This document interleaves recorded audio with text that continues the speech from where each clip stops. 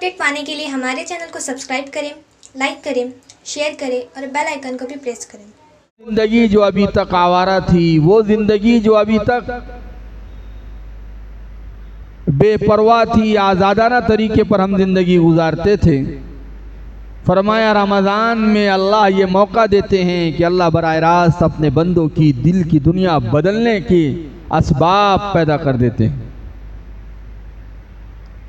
इसलिए रमज़ानुल मुबारक के आते आते हमने देखा है कि बहुत सारे लोग जो 11 महीने बुलाने से मस्जिद नहीं आते, ईद रमज़ान का चांद दिखते ही वो खुद ब खुद मस्जिद चले आते हैं। ये कैफियत किसने बनाई, ये दिल की दुनिया किसने तब्दील की? तो ये तो अल्लाह रब्बुल आलमीन बराह रास्त अपने बंदों की तरबियत कर रहा है।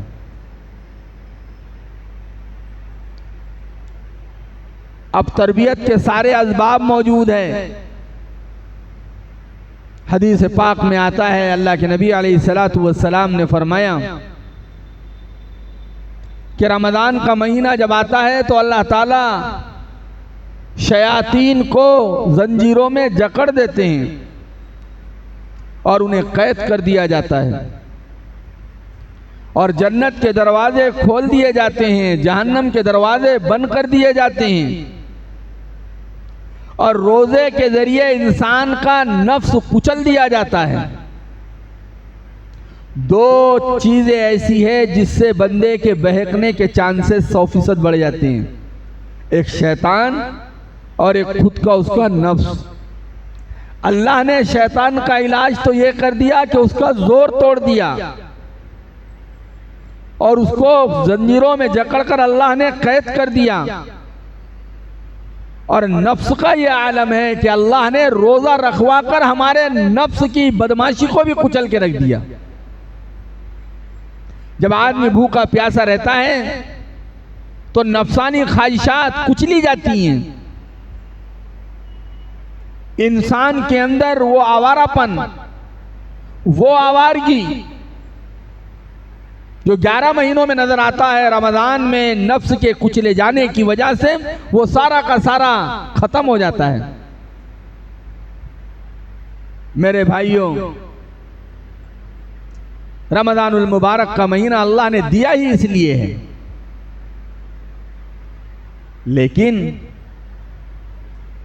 बड़ा बदकिस्मत और महरूमुल किस्मत है वो आदमी जो रमजान में असबाबे मगफिरत और असबाब तब्दीली जिंदगी पाए जाने के बावजूद भी अपनी जिंदगी को तब्दील न कर सका।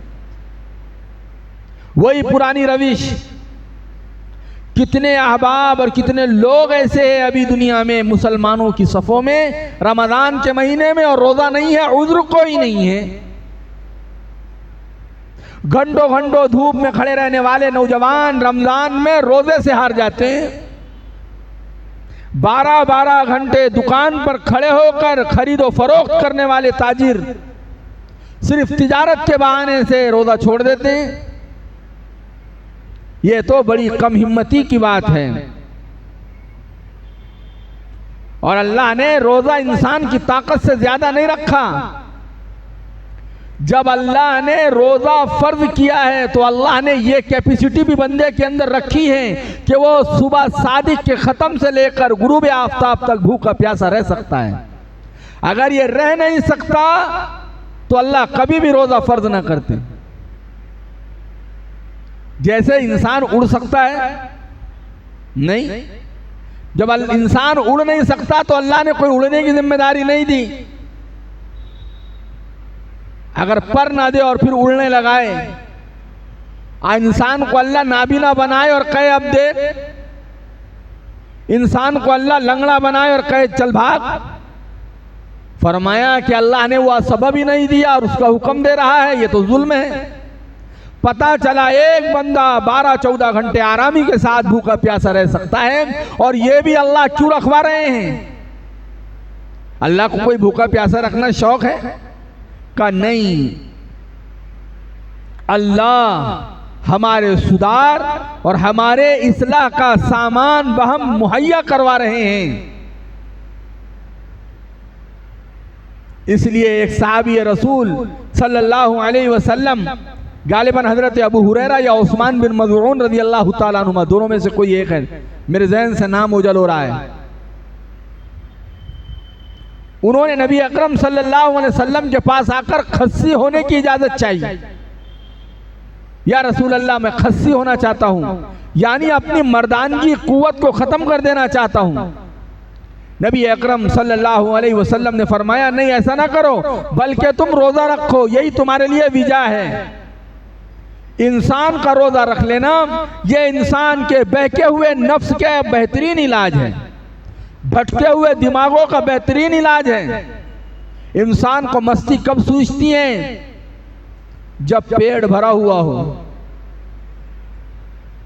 पेट में ग़िज़ा भी है, पानी भी है और है ही नहीं, हद से ज़्यादा है, तो इंसान को नए नए चीज़ें सूझती हैं।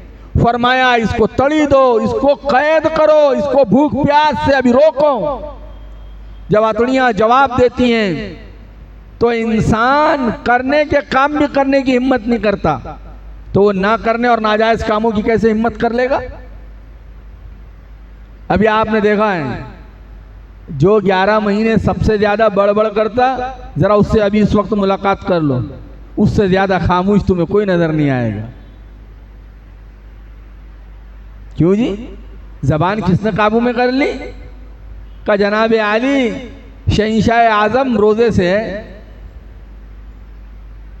उस रोज़े ने उन्हें खामोश कर दिया जो बड़बड़ करते थे।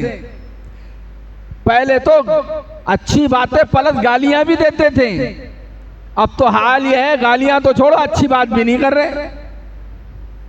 तो रोज़े का कमाल यह है कि जब अतड़ियाँ, इसलिए मेरे भाइयों हजरात साहब इकराम रिज़वानुल्लाह ताला अलैहिम अजमईन की अक्सर ज़िंदगी फाकों में गुजरी, इसलिए हमेशा उनका नफ्स कुचला रहता था। उन्हें फर्माबरदारी वाली बातों पर अमल करना आसान था, नाफरमानी वाले चीज़ों से बचना आसान था। आज हमारा हाल ये है कि हमारा नफ्स हमारे ऊपर हावी हो चुका है, जिसके नतीजे में करने वाले काम मुश्किल हो गए और ना करने वाले काम आसान हो गए। इसलिए रमज़ानुल मुबारक को अल्लाह ताला ने फरमाया, मेरे बंदो ये तब्दीली का महीना है। या अय्युहल्लज़ीना आमनू कुतिबा अलैकुमुस्सियाम कमा कुतिबा अलल्लज़ीना मिन क़ब्लिकुम लअल्लकुम तत्तक़ून। ऐ मेरे बंदो, तुम्हें रोज़ा इसलिए दिया ताकि तुम्हें मुत्तकी बनाऊं, अपना महबूब बनाऊं। तक़वा हुब्बे इलाही का बेहतरीन ज़रिया है। कोई बंदा ये चाहता है कि अल्लाह मुझसे मोहब्बत करें और मैं अल्लाह की नज़र में मुअज़्ज़ज़ व मुकर्रम व मुशर्रफ बन जाऊं, तो बेहतरीन ज़रिया तक़वा है। और तक़वा कहते किसे? का रात का अंधेरा हो या दिन का उजाला हो, तन्हाई हो या आबादी हो, हर हान हर लहजा बंदे के दिमाग में ये रहना चाहिए, मेरा अल्लाह मुझे देख रहा है। बाजारों में हो तो नजर गलत नहीं देखेगी, क्योंकि बंदा ये कहेगा मेरा अल्लाह मुझे देख रहा है।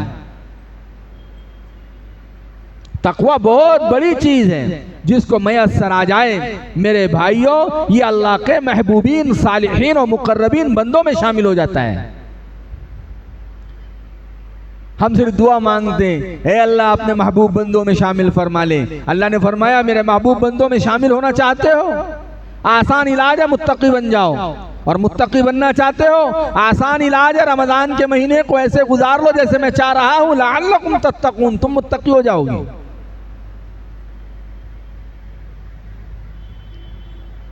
यही वजह है कि अल्लाह ताला ने बड़े बड़े हसब नसब वालों पर मुत्तकी को गालिब रखा है।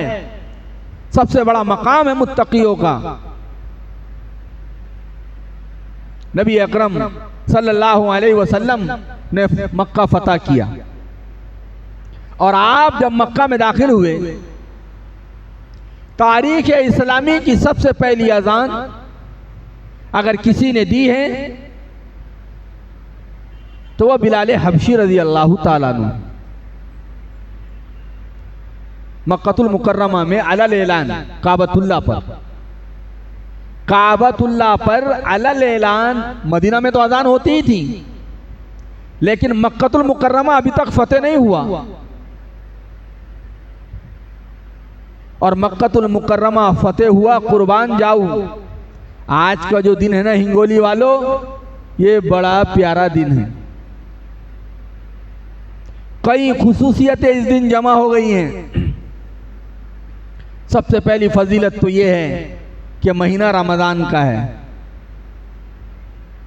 पहली फजीलत मैं आपको बताऊंगा बिलाल हबशी की बात, लेकिन दरमियान में ये बात आ गई उसको बता रहा हूं।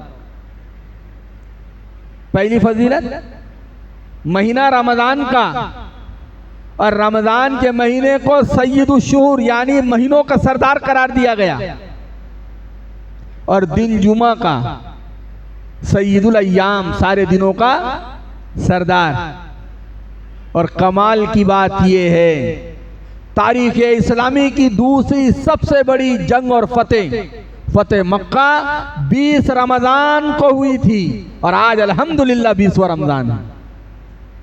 नबी अकरम सल्लल्लाहु अलैहि वसल्लम 10,000 गाजियान इस्लाम का लश्कर लेकर एक बड़ी ताकत के साथ, और एक रिवायत के मुताबिक रास्ते के 2000 कबाइलियों ने नबी अकरम सल्लल्लाहु अलैहि वसल्लम के साथ शामिल होकर पूरे 12,000 का लश्कर लेकर नबी अकरम सल्लल्लाहु अलैहि वसल्लम फतेह मक्का के अंदर फातिहाना शान के साथ दाखिल हुए थे। वो दिन कौन सा था हिंगोली वालों? वो आज 20 रमजान था। 10 रमजान को आप मदीना से चले थे, और 10वें दिन यानी 20 रोजे को आप मक्का में दाखिल हुए।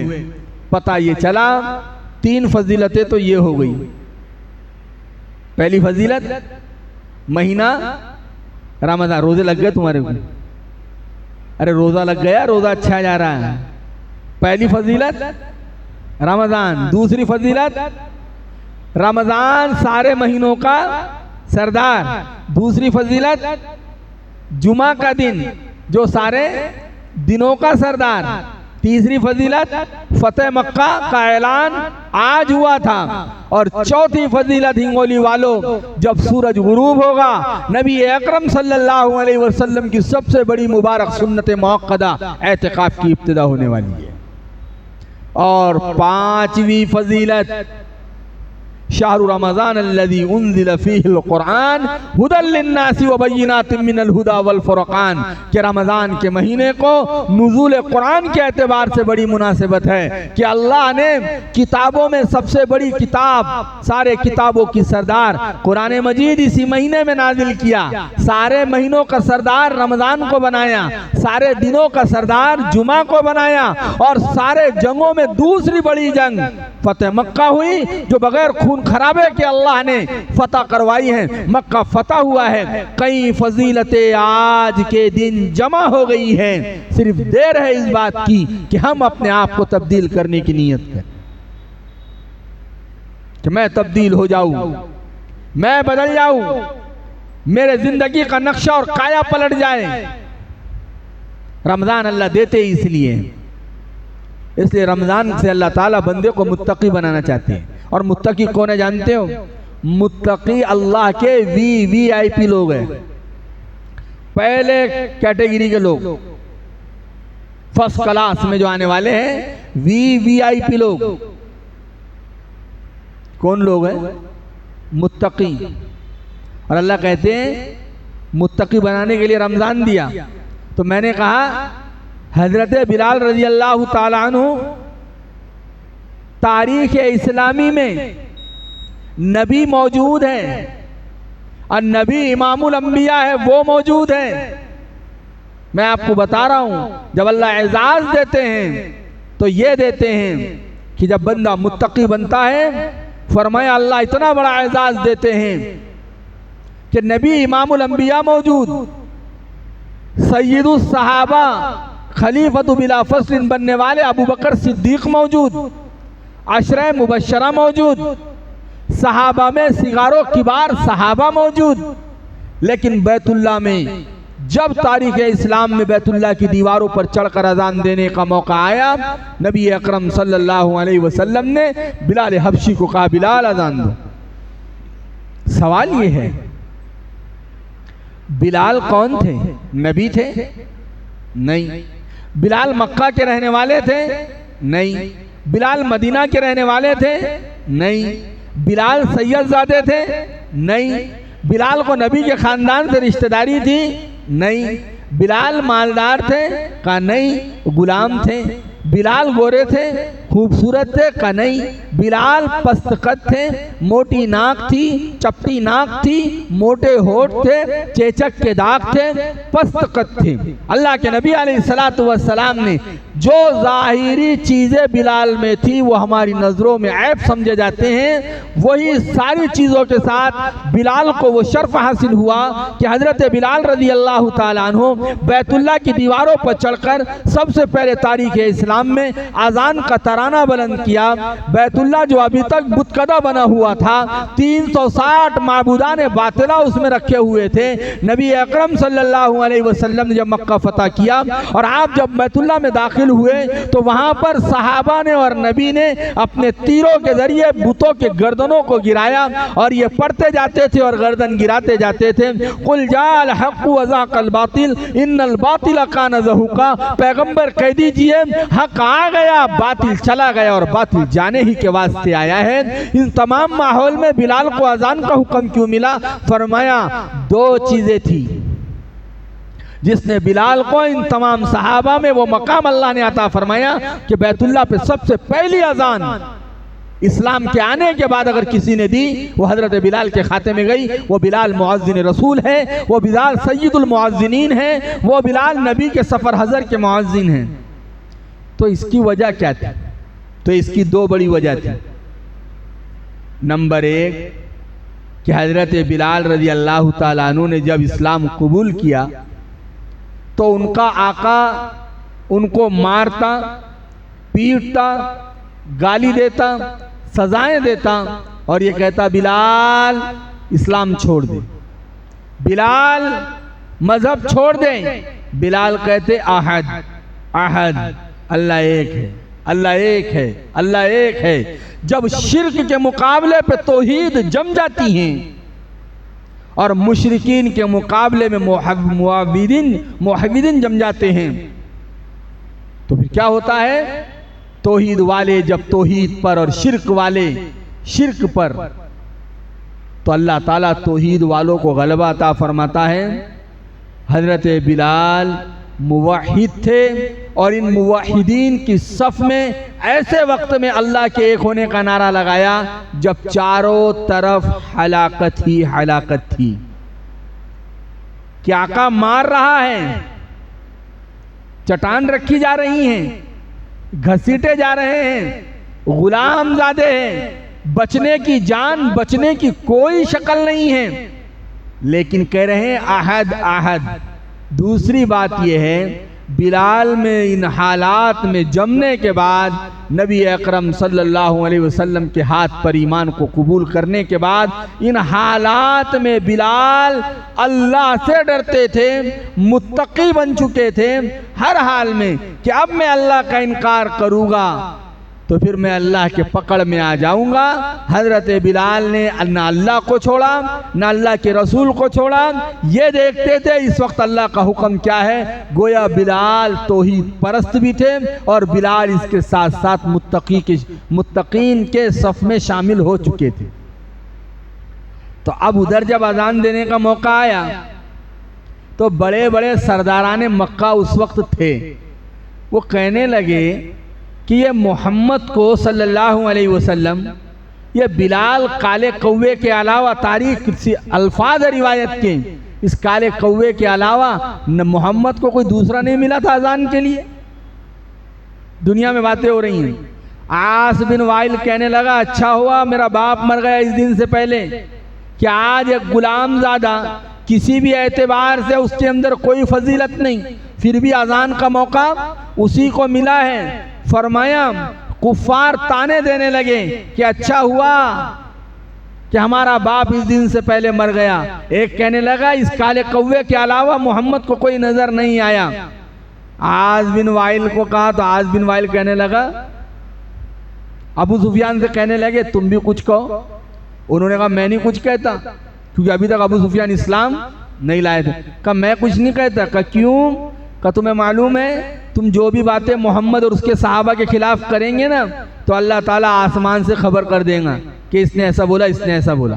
थोड़ी ही देर हुई थी, आसमान से वही आई। अल्लाह के नबी ने कहा जाओ आस बिन वाइल को बुला के लाओ, जाओ फुला को बुला के लाओ। अबू सुफियान का बोला था ना जाओ बुला रहे तुम्हारी, आ गई वही, खबर लग गई।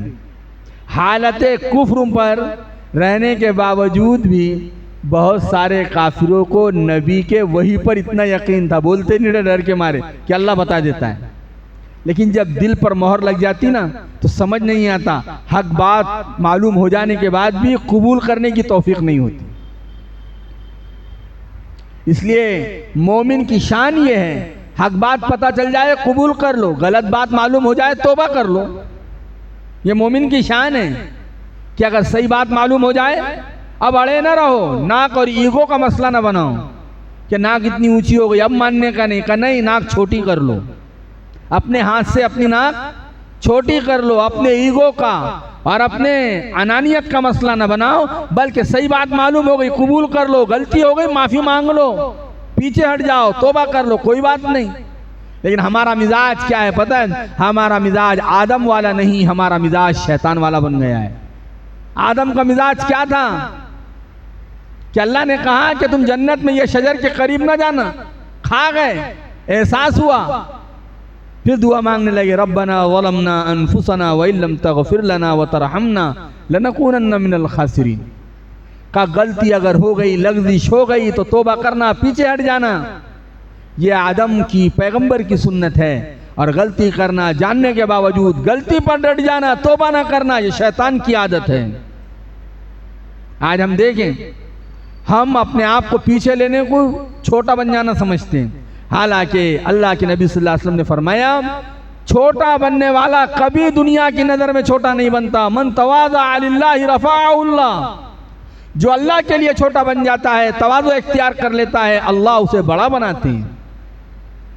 जितने भी दुनिया में बड़े गुजरे हैं सब छोटे रास्ते से बड़े बने हैं, खूबियों के बावजूद, ताकत के बावजूद, ये सब छोटे रास्ते से बड़े बने। तो यहां पर आस बिन वाइल अब जैसी गए, नबी सल्लल्लाहु अलैहि वसल्लम ने कहा तुमने इस तरह कहा बिलाल के बारे में। अल्लाह ने आयत नाजिल की और क्या कहा जानते हो? या अय्युहन्नास इन्ना खलक़नाकुम मिन ज़करिन व उन्सा वजअलनाकुम शुऊबन व क़बाइल लितआरफू। अल्लाह ने फरमाया पैगम्बर इधर बताओ है लोगों, हमने मर्द औरत को पैदा किया और इनके दरमियान में जो हमने कबाइल बनाए ये तारुफ के लिए है। इन्न अक्रमकुम इंदल्लाहि अत्काकुम, कि बेशक अल्लाह के नज़दीक सबसे ज़्यादा महबूब मुकर्रम वो है जो मुत्तकी है। बिलाल ने कुर्बानी सबसे पहले दी थी, एजाज़ अजान देने का उसे इसलिए मिला कि जब सारी हलाकत का नक्शा था उस वक्त बिलाल ने अल्लाह के तौहीद को बुलंद किया था। फरमाया उस तौहीद के नतीजे में अल्लाह ने हज़रत बिलाल को यह मकाम अता फरमाया। तो तकवे ने बिलाल को कहां से कहां पहुंचाया। जाहिरी खूबी कुछ नहीं, न माल थे न माल वाले थे, न मक्का वाले थे न मदीना वाले थे, न सैयदजादे थे न नबी के घराने से थे, न कुरैश थे, न कुछ भी नहीं, न खूबसूरत थे न कोई सरदाराना घराने से थे। बिलाल नेता था, गुलाम ज़ादा था, ऐब वाली चीज दिलो दिमाग जिस्म पर जमा थी, चपटी नाक थी, मोटे होठ थे। लेकिन फरमाया बिलाल गुलाम ज़ादा हुआ तो क्या हुआ, बिलाल मुत्तकी है। अल्लाह माल नहीं देखती, इसलिए हदीस पाक में आता है नबी अकरम सल्लल्लाहु अलैहि वसल्लम ने फरमाया इन्नल्लाह ला यंजुरु इला सुवरिकुम, कि बेशक अल्लाह ताला तुम्हारी सूरतों को नहीं देखता बल्कि अल्लाह ताला तुम्हारे दिलों को और तुम्हारे अमाल को देखता है। तुम कर क्या रहे हो, तुम्हारे दिल की कैफियत क्या है, अल्लाह ये देखता है। दुनिया में बड़े बड़े इस्लामी तारीख को नक्श करने वाले, अगर आप उनकी जिंदगी को देखेंगे वो फक्र फाके में थे, लेकिन दुनिया के जालिम और जाबिर हुकूमतों के तख्तों को पलटने का उन्होंने काम किया है। असबाब कुछ नहीं, बोरिए पे सोने वाले, मिल गया तो रोजी, न मिला तो रोजा, फाकों में जिंदगियां गुजारने वाले। कोई उनकी इज्जत नहीं करता, लेकिन उनका ताल्लुक अल्लाह के साथ गहरा था, उनका राब्ता अल्लाह से बहुत गहरा था। फरमाया अल्लाह ने उनसे, उनके जरिए बड़े बड़े फिरौनों और बड़े बड़े कारूनों के तख्तों को पलटने और दुनिया में इनकलाब के लाने का उनको जरिया बनाया है। क्या वजह थी? फरमाया वो मुत्तकी थे। तो अल्लाह ने रमजान का महीना किस लिए दिया? कि मैं और आप मुत्तकी बन जाएं। अल्लाह रमजान का महीना देकर मुझे और आपको कुफ्र, शिर्क, निफाक, गुनाह, कबाइर और सगाइर, हर बुरी आदत, हर बुरी सोच अल्लाह इससे निकालना चाहते हैं। क्योंकि अल्लाह कहते हैं जितने ईमान वाले हैं मैं ईमान वालों का दोस्त हूँ। अल्लाहु वलियुल्लज़ीना आमनू युखरिजुम मिनज़्ज़ुलुमाति इलन नूर। कि अल्लाह तबारक व तआला कह रहे हैं कि अल्लाह ताला अपने बंदों को, ईमान वालों को जुलुमात से, कुफ्र का अंधेरा हो, शिर्क का अंधेरा हो, निफाक का अंधेरा हो, गीबत, चुगली, हसद, जलन, लड़ाई, तेरी मेरी, हिकारत का जज्बा, तोहमत, बोहतान, अल्लाह इन तमाम चीज़ों के अंधेरों से बंदे को रमज़ान के महीने में निकालना चाहते हैं। और फरमाया जो अभी भी रमज़ान के महीने में कुफ्र के दिलदादा बने हुए हैं तो सुनो, शैतान और शैतानी कुव्वतें उनके दोस्त है। और वो क्या चाहते हैं? फरमाया युखरिजूनहुम मिनन नूर इला ज़ुलुमात। और शैतान और उसके हवारी और मवारी तुम्हें तमाम खैर के कामों से उठाकर, नमाज से, रोज़े से, तिलावत से, तरावी से, खैर के कामों से, मस्जिदों से निकाल कर, अच्छे अखलाक से निकाल कर, तुम्हें इन तमाम नूरानी माहौल से निकाल कर शैतान और शैतान की हवारी और मवारी तुम्हें जुल्मात की तरफ, गुनाहों के अंधेरों में धकेलना चाहते हैं। अल्लाह ने रमजान का महीना इसीलिए दिया कि हम नूर हिदायत को पा सकें।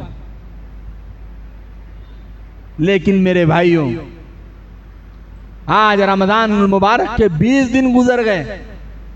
कभी हमने हिसाब लगाया मेरे अंदर से कितनी बुराइयां खत्म हुई, मेरे अंदर से कितनी खराबियां खत्म हुई, मेरा नफ्स जिसके अंदर सारे रूहानी अमराज थे वो कितने ख़त्म हुए।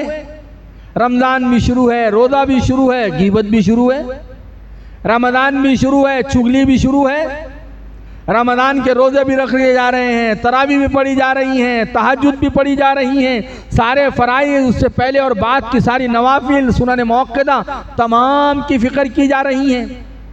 फरमाया इन सारी चीज़ों में बंदा साथ साथ में अगर इन रूहानी अमराज से बच नहीं पा रहा है तो इसकी वजह यह है कि हमने रमज़ान का जैसा हक था वैसे हक अदा करने की कोशिश नहीं की।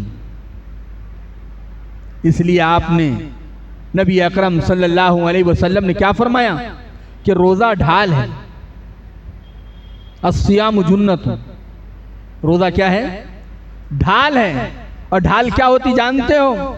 ढाल वो होती हैं कि जब मुजाहिदीन और सिपाही और फौज जब लड़ती हैं तो एक हाथ में तलवार होती हैं, एक हाथ में ढाल होती हैं।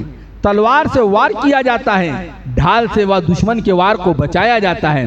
फरमाया ये रोज़ा नफ्स और शैतान के गुनाहों में मुब्तला करने से ईमान वाले के लिए बेहतरीन ढाल। हमने शुरू में कहा कि रोज़े से नफ्स कुचला जाता है, रोज़े से इंसानी नफसानी ख्वाहिशात दफन हो जाती हैं। अभी जब रोज़े की कैफियत बंदे पे तारी होती हैं तो अल्लाह के नबी अलैहिस्सलाम ने फरमाया ये रोज़ा कब तक ढाल है? फरमाया मालम यखरिखा, जब तक इसको फाड़ न डालें। ढाल जब तक सही सलामत है तो दुश्मन के वार से बचा जाता है, लेकिन जैसे ही ढाल फट गई और टूट गई तो फिर दुश्मन के वार से बचना मुश्किल हो जाता है। फरमाया नबी अकरम सल्लल्लाहु अलैहि वसल्लम से पूछा गया कि इसका फटन क्या है? रोज़ा ढाल है, ये ढाल फटता किस चीज़ से है? आपने फरमाया गीबत करने से और चुगली करने से। गीबत करने से और चुगली करने से। अंदाज़ा लगाइए कि अल्लाह के नबी सल्लल्लाहु अलैहि वसल्लम ने मुतवज्जे फरमाया कि अपने आप को गीबत और चुगली जैसे रजील जज्बात से बचाओ। और ये वो बीमारियां हैं जो हमारे आमाल सालेहा को ख़त्म कर देती हैं। हजरत जी मौलाना मोहम्मद यूसुफ साहब रहमतुल्लाह अलैह फरमाते थे, लोगों फटी हुई थैली में अमाल जमा न करो, कि अगर हम अमाल जमा कर रहे हो और उसमें सुराख है तो उस सुराख से वो सारे अमाल गिर रहे हैं। फरमाया फटन ये है कि हम अमाल भी कर रहे हैं और गुनाह भी कर रहे हैं, गीबत भी कर रहे हैं, चुगली भी कर रहे हैं, लगाई बुझाई भी कर रहे हैं। और मेरे भाइयों, क्योंकि आज की जो शब है, जो आने वाली रात, ये पहली ताक रात है। और सही बुखारी में रिवायत मौजूद है, नबी अकरम सल्लल्लाहु अलैहि वसल्लम ने फरमाया, शब कदर को रमज़ान के आखिरी अशरे की ताक रातों में तलाश करो। और आज की ताक रात के बारे में, शब कदर अगर आज की शब हो गई तो बहुत बड़ी किस्मत हमारी। ज़िंदगी में एक शब कदर भी मिल गई तो ये 1000 महीनों से अफजल है।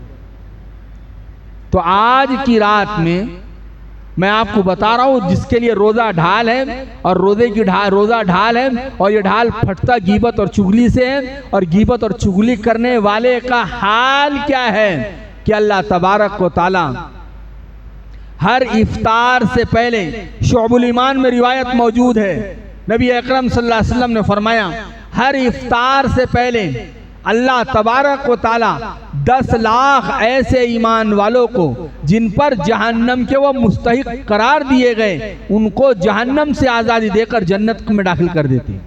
कितने लाख? 10 लाख।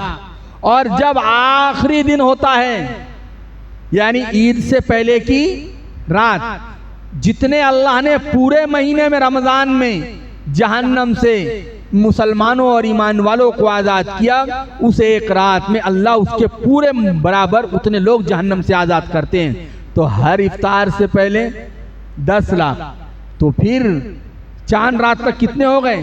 3 करोड़। फिर हदीस में आता है, अगली बात नबी सल्लल्लाहु अलैहि वसल्लम ने नकल की, जिब्राइल अलैहिस्सलातु वस्सलाम फरिश्तों के झुरमट में हरा झंडा लेकर आसमान से उतरते हैं और उस हरे झंडे को बैतुल्लाह पर गाड़ दिया जाता है। और फिर हजरत जिब्राइल अलैहिस्सलातु वस्सलाम अपने साथ आने वाले फरिश्तों से कहते हैं, जाओ दुनिया में फैल जाओ, जहां जहां बंदे दुआएं मांग रहे हैं और इबादतें कर रहे हैं, जो भी अल्लाह से मांग रहे हैं, उनके लिए तुम दुआओं पर आमीन कहो और उनके लिए दुआएं मगफिरत करो, उन पर रहमत का साया करो। जब ये सारा ताक रात में ये सारा सिलसिला चलता रहता है, यानी अगर शब कदर हो जाए किसी ताक रात में, तो शब कदर में ये सारा काम चलता रहता है। जब सुबह सादिक होती है, फरिश्तों से जिब्राइल अलैहिस्सलाम कहते हैं, चलो भाई चलने का वक्त हो गया, अब हमें वापस जाना है। तो फरिश्ते पूछते हैं जिब्राइल अलैहिस्सलाम से, क्या अल्लाह तबारक व तआला ने अहमद सल्लल्लाहु अलैहि वसल्लम के उम्मत की मग़फ़िरत फरमा दी?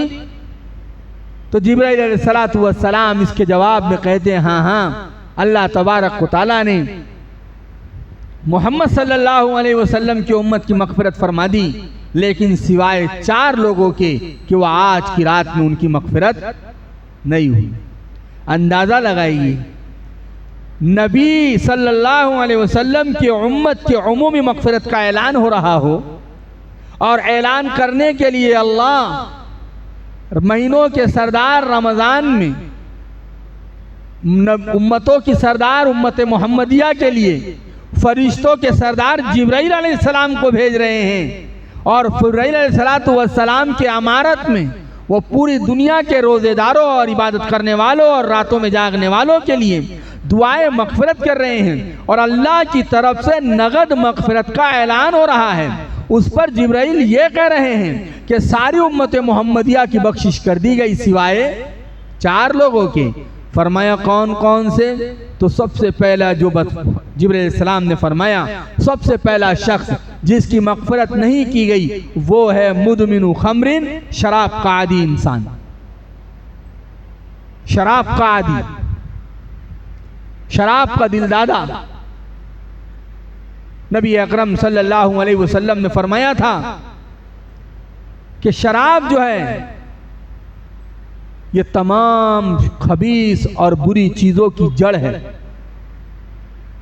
आप देखें, जिस घर में कोई शराब का आदी होता है उस घर में बीवी बच्चे सुकून से नहीं रह सकते।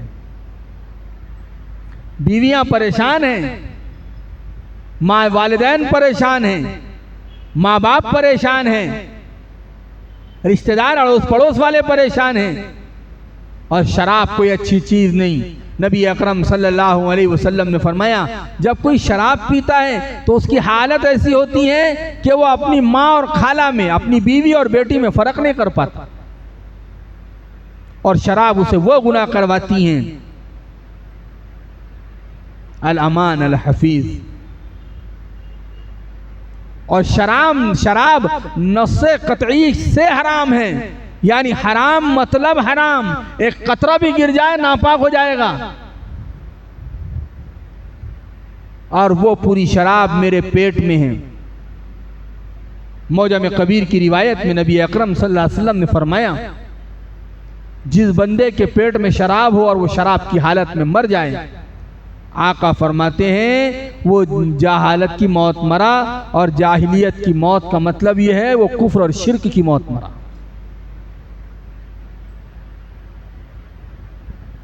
अभी कुछ दिनों पहले नौजवान बच्चों का 4 व्हीलर से एक्सीडेंट हुआ।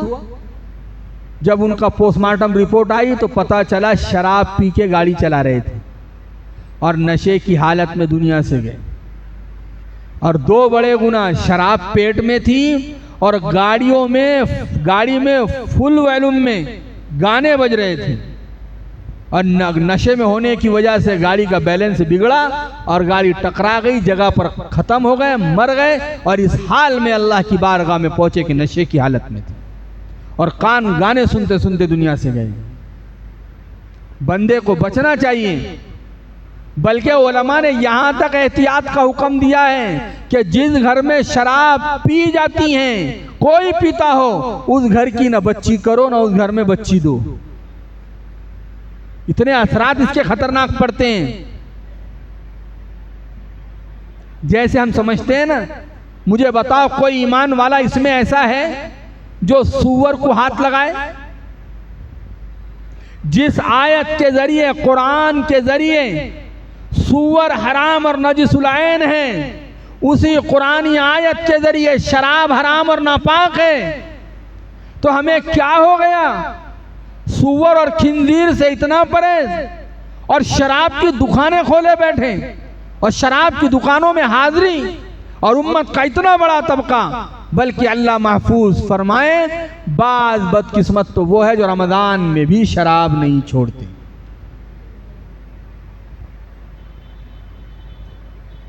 तो आज अगर शब कदर हो गई तो नबी अकरम सल्लल्लाहु अलैहि वसल्लम ने फरमाया, शराब का आदि आज की रात में माफ नहीं किया जाएगा। इसलिए अगर शराब की आदत है, छुड़वाओ, छोड़ने की प्रैक्टिस और मशक करो। उसकी दवाएं मिल रही, वो दवाएं लो। खुद की जिम्मेदारी समझकर शराब छोड़ो। फेफड़े खराब होने के डर से नहीं, कुफ्र पर मरने के डर से शराब छोड़ो। मेरे भाइयों, तो शराब बड़ी बुरी चीज है।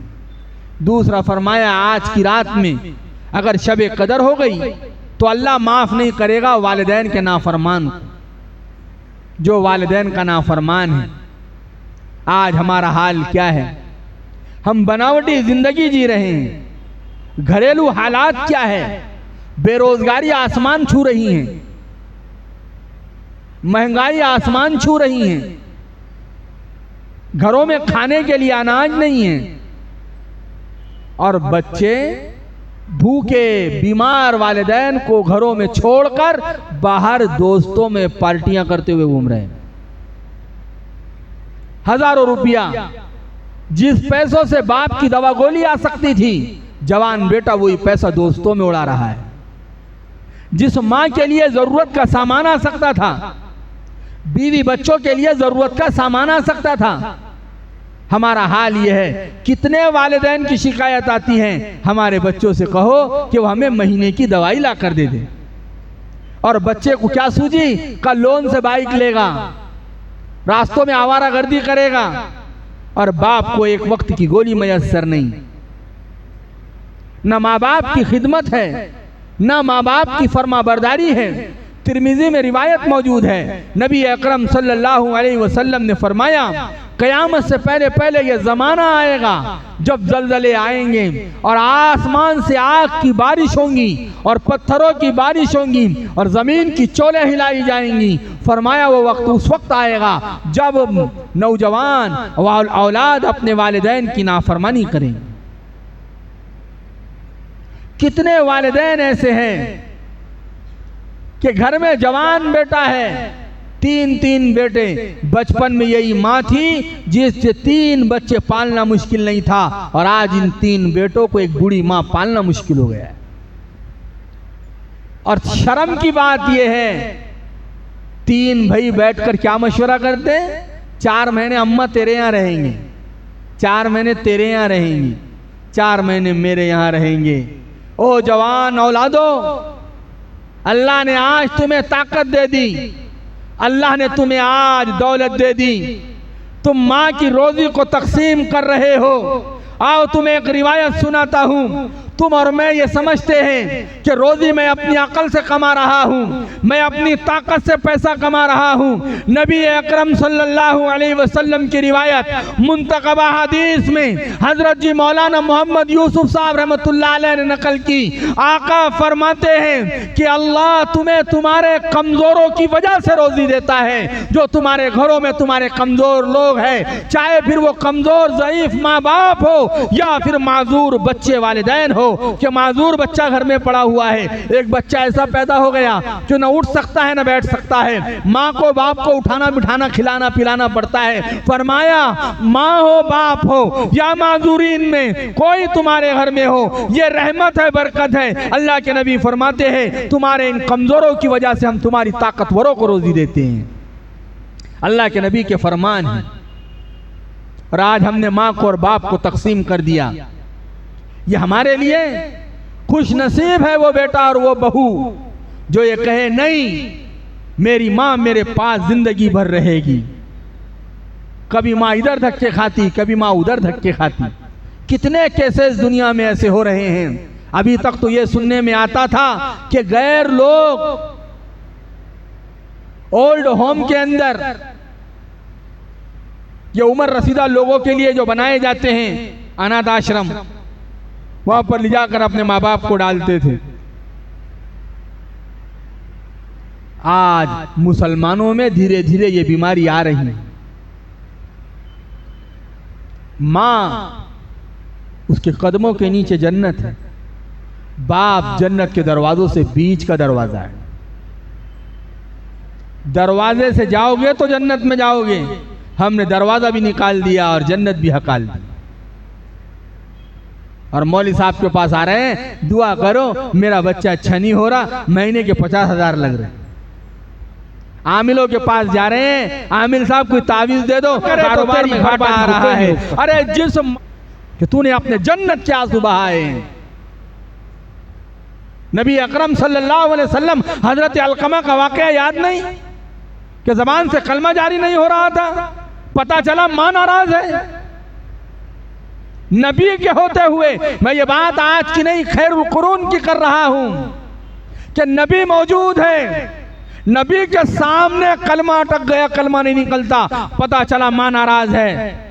मां से जाकर कहा मां ये राजी हो जा। मां कहा नहीं मैं राजी नहीं होती। फरमाया लाओ आग जला करो, जला दो, अलकमा को जला दो। कहा नहीं जलाओ मत। फिर अल्लाह के नबी ने कहा क्या तू चाहती है अल्लाह इसको जहन्नम की आग में जलाए? कहा नहीं, कहा मैं राजी हूं। जैसे ही माँ इधर राजी हुई कलमा जारी हो गया। जिस माँ के नाराज हो जाने की वजह से वक्त के पैगंबर की मौजूदगी कलमा न निकाल सकी, बताओ क्या मेरी तुम्हारी बर्बादी माँ के नाराज और बाप के रोने की वजह से खत्म हो जाएगी? जाओ अपने बूढ़े बाप का पैर पकड़ लो, जाओ अपने बूढ़े माँ के आंचल में सर दे लो। ये वही गोद थी, एक जमाने में इन्हीं गोदों में हमने दूध पिया है। यही बाप का साया था, वो रेड़िया लौटता था, वो हम्माली करता था, वो धूप को धूप और सर्दी को सर्दी न समझकर तुझे और मुझे पालता था।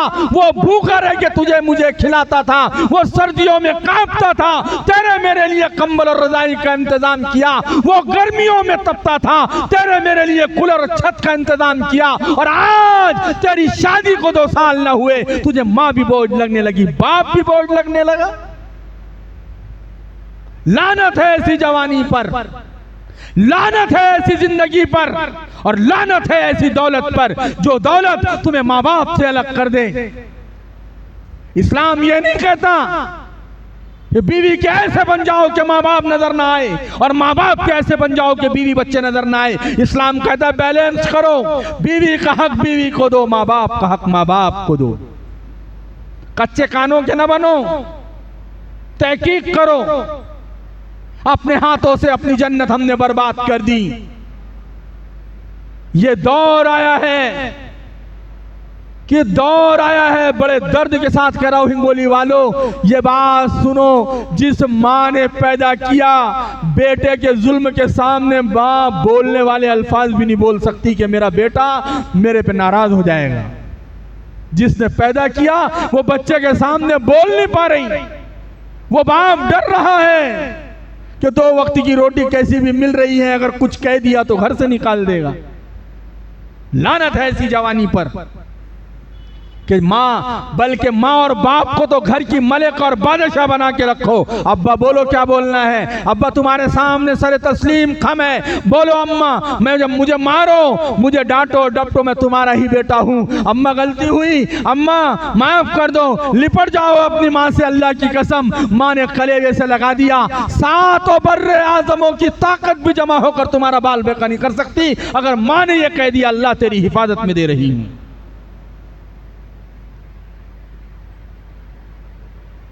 मैं आपको क्या कारगुजारियां सुनाऊं।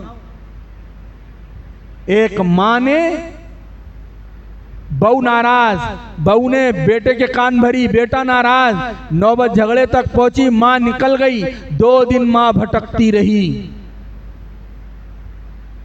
यह रिपोर्ट है कि बेटे और बहू ने मिलके मारा है। तो मां ने कहा मुझे उस घर में नहीं रहना है। मां निकल गई और बेटों के पास माल, गाड़ियां, घोड़े सब खड़े हुए। मां निकल गई। हत्ता के जिसने उसकी मदद की 1000 रुपये से, वो ज़कात के 1000 रुपये थे। सदके खैरात करते हुए घूम रहे हैं और बूढ़ी मां ज़कात पर पल रही है। मेरे भाइयों तौबा करो, तौबा करो। माँ बाप के पास बैठा करो, इनको कुछ नहीं होना, इनको तुम्हारे और मेरे मुस्कुराते चेहरे ही होना, इन्हें कुछ नहीं होना। कितनी रोटी खाती बूढ़ी माँ, आधी रोटी बूढ़ी माँ नहीं खाती। मेरे भाइयों तो माँ बाप के नाफरमान न बनो। और तीसरा, आज की रात मुझे बख्शा नहीं जाएगा। मैंने कहा वो बात हमारी पहले वाली, रोजा ढाल है और ढाल फटती है गीबत और चुगली से। नबी अकरम सल्लल्लाहु अलैहि वसल्लम ने फरमाया, ला यदखुलुल जन्नत कत्तातुन वला मन्नानुन। अल्लाह के नबी कहते हैं कतई ताल्लुक करने वाला, चुगली गीबत के जरिए रिश्ते नाते तोड़ने वाला, वो भी जन्नत में नहीं जाएगा। अल्लाह आज की रात उसकी माफी नहीं करेगा। आम बात हो गई, भाइयों को भाइयों से लड़ा दिया, पड़ोसियों को पड़ोसी से लड़ा दिया, मोहल्ले वाले को मोहल्ले वालों से लड़ा दिया, बिरादरी को बिरादरी से लड़ा दिया। ये जो लोग होते हैं ये हर शहर हर गांव में होते हैं, जिनकी जिंदगी की लज्जत इसी में है कि 2 लोग इनकी बातों से लड़ना चाहिए, 2 भाई इनके बातों से लड़ना चाहिए। नबी अकरम सल्लल्लाहु अलैहि वसल्लम ने फरमाया, क्या करेंगे 60 साल की जिंदगी में और कितनों को लड़ाएंगे, लेकिन मर के कब्र में ही जाना है, उस अल्लाह ही के सामने खड़ा होना है। फिर क्या जवाब देंगे अल्लाह उसके रसूल को, क्या जवाब देंगे? हम लड़ा के लोगों को आए हैं। हदीस, अजीब हदीस है, अल्लाह के नबी सल्लल्लाहु अलैहि वसल्लम फरमाते हैं मैदान क़यामत में चंद चीजों को जिस्म दिया जाएगा। रोजे को, जो रोजा रखते हैं ना, इनके रोजे वाले अमल को अल्लाह जिस्म देंगे, जिस्म। कुरान की तिलावत को जिस्म दिया जाएगा, उसी में से रहम और रिश्तेदारी को भी जिस्म दिया जाएगा। और ये रहम जाकर अर्ज करेगा, मौला दुनिया में जिसने मुझे जोड़ने का काम किया, आज मैदान क़यामत में तू अपनी रहमत से उसे जोड़ दे। और दुनिया में जिसने मुझे तोड़ने का काम किया, गीबत करके, चुगली करके, लगाई बुझाई करके, ऐ अल्लाह आज मैदान क़यामत में अपनी रहमत से तू उसे तोड़ दे। इसलिए मेरे भाइयों, आदत डाला करो खामोश रहने की, हर जगह सही बात नहीं करना। हमारी आदत क्या है, नहीं अपन सही के अलावा बोलते ही नहीं। वहां बोलते हैं जब फसाद खड़े होता, फसाद खड़े होने के डर से सही बात बोलना भी जायज नहीं। मालूम है बिया, अगर यहाँ सही बात बोल दी जाए तो मियाँ बीवी लड़ लेंगे, तलाक तक बात आ जाएंगी। फरमाया मत बोलो, बल्कि झूठ बात बोल के दोनों को मिला लो, इस झूठ पर भी अल्लाह अजर दे देंगे। लेकिन हम कैची की तरह जबान चलाते हैं। बड़े भाई छोटे भाई में प्रॉपर्टी पर झगड़ा हो गया तो गांव के दूसरे ही लोग दोनों को और दूर करते, करीब करने के बजाय इधर वाले इधर पहुंचाते, इधर वाले इधर पहुंचाते। क्या मिला हमको लगाई बुझाई करके?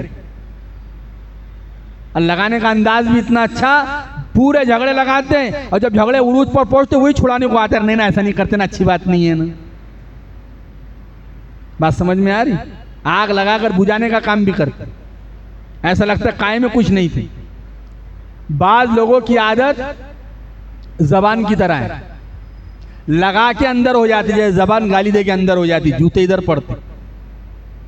जबान ने गाली दी और कहाँ चले गई? अंदर। और ऐसा जाहिर करती जबान, मैं कायम में कुछ नहीं। तो बाद लोगों की आदत यही है, महल्ले में झगड़ा लगा दिया और ऐसे अंदर होते हैं, कायम में कुछ नहीं। हाँ यार बहुत गलत हुआ, बहुत बुरा हुआ, अच्छा नहीं होना था। हालांकि पूरा किरदार इसका है। मेरे भाइयों, इसके बचने की हमें आदत डालनी पड़ेगी। आदत, गीबत से बचने की मशक करना पड़ेगी, चुगली से बचने की मशक करना पड़ेगी। आओ तुम्हें एक हदीस सुनाता हूँ, सही रिवायत है। नबी अकरम सल्लल्लाहु अलैहि वसल्लम रास्ते से गुजर रहे थे, आपकी सवारी बिद की। आपने फरमाया इन दो कब्र वालों को अजाब हो रहा है। आपने एक टहनी निकाली, दोनों को फाड़ा, एक ये कब्र पे गाड़ा और एक ये कब्र पे गाड़ा। मैं आप बताऊं, नबी अकरम सल्लल्लाहु अलैहि वसल्लम ने फरमाया इन दोनों कब्र वालों को कोई बड़े गुनाह की वजह से अजाब नहीं हो रहा है। इस हदीस के इस जुमले का मतलब ये बयान किया गया, यानी दुनिया वालों की नज़र में ये जुमला, ये गुनाह बड़ा नहीं। दुनिया वालों की नज़र में ये जुमला, ये गुनाह बड़ा नहीं। तो अल्लाह के नबी ने फरमाया कोई बड़ा गुनाह तुम्हारी नज़र में नहीं, लेकिन अल्लाह की नज़र में ये बहुत बड़ा गुनाह है। फरमाया क्या? फरमाया इस कब्र वाले को पेशाब के कतरों से न बचने की वजह से अज़ाब कब्र हो रहा है, और इस कब्र वाले को चुगली करने की वजह से अज़ाब कब्र हो रहा है। चुगली करना मेरे भाइयों ये अच्छी बात नहीं। दुनिया में अल्लाह ने बताया ये इतना बड़ा गुनाह है कि इतने बड़े गुनाह पे अल्लाह ने नबी पर कब्र के अज़ाब को जाहिर कर लिया। इसलिए नियत करो। और चौथा आदमी आज के रात में माफ़ नहीं किया जाएगा, वो है दिल में कीना रखने वाला, दूसरे के ताल्लुक से हसद, जलन, दूसरे के ताल्लुक से बुग़्ज़, अदावत। मेरे भाइयों आज की रात वो भी माफ़, अगर शब कदर हो गई तो आज की रात बख्शिश नहीं होगी। इसलिए पूरा मजमा नियत करें इंशाअल्लाह। बकिया जो रमज़ान जैसे अमाल हुए दुआ करो अल्लाह अपने फजल से कबूल फरमा ले। जो बचे अय्याम कदर दुआ करो अल्लाह हमको कदरदानी की तौफीक अता फरमा दे, और मौत तक इसी तरह ज़िंदगी गुजारने की तौफीक अता फरमा। हज़रत जी मौलाना इनामुल हसन साहब कहते थे ज़िंदगी ऐसे गुजारो जैसे रमज़ान, मौत ऐसे आएगी जैसे ईद का चांद। जैसे ईद के चांद को उछल उछल के देखते हो, मलकुल मौत से मुलाकात भी उछल उछल के करोगे जब जिंदगी ऐसे गुजारोगे जैसे रमज़ान में गुजारते हो। रमज़ान को तब्दीली का, किसी के मसले में नहीं पड़ना, कोई गिबत चुगली नहीं। क्या मिलने वाला है? अपनी हलाल रोजी कमाओ, अपने मामलात ठीक करो, अपने नमाजों का एहतमाम करो, अपने रोजे तिलावत का एहतमाम करो, अपने कब्र के मसले को हल करो। दुनिया में क्या हो रहा है, कौन क्या कर रहा है, हमें मतलब नहीं। हाँ, किसी के सुधार का जरिया बन सकते हो तो सुधार लो, नहीं कर सकते हो दुआ करो, लेकिन मेरे भाइयों बिगाड़ का जरिया तो बिल्कुल न बने।